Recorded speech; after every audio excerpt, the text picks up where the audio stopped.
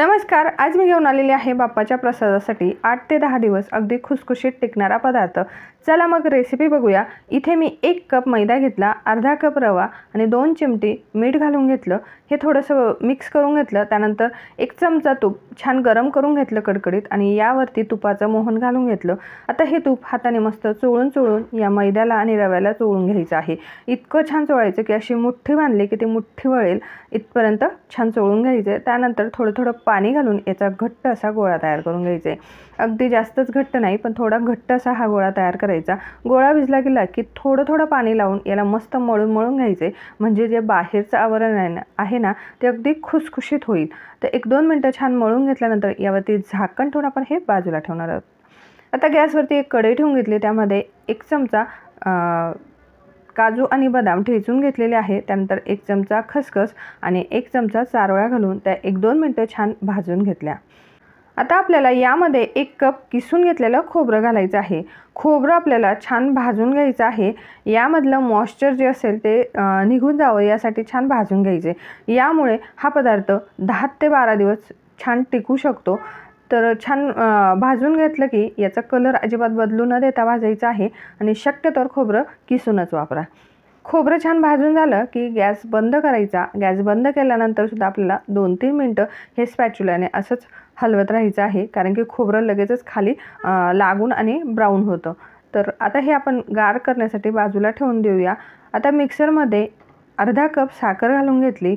आता आपल्याला ही साखर मिक्सरमध्ये बारीक करून याची पिठी साखर करून घ्यायची। हे बघा अशा पद्धतीने। आता आपण तयार करून घेतलेली पिठी साखर खोबऱ्यामध्ये मिक्स करणार आहोत।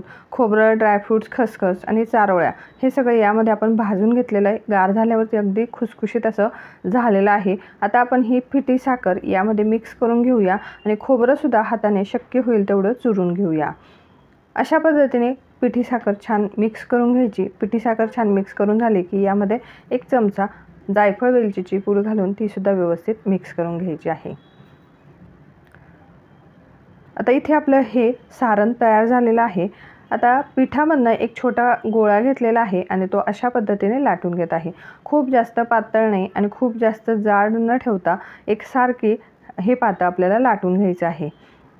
तर अशा पद्धतीने लाटून झाल्यानंतर तुम्ही इथे बघू शकतायत अगदी एकसारखं हे आपण लाटून घेतलेले आहे। आणि आता यावरती आपण चमच्याच्या मदतीने सारण घालायचं आहे। सगळ्याच मोदकमध्ये सारखंच सारण घालायचं, म्हणजे आपले मोदक एकसारखे येतात। आता इथे मी 1.5 चमचा सारण घातलेलं आहे। तर सगळ्याच मोदकमध्ये याच पद्धतीने सारण घालायचं आहे। आता साईडून अशा पद्धतीने एक कळी पाडत सगळ्या कळ्या एकत्र घेऊन यायच्या आणि वरचा जो एक्स्ट्राचा भाग आहे ना तो काढून घ्यायचा आहे आणि मस्त हाताने आपण प्रेस करत याला वरती असं नाक तयार करायचं आहे।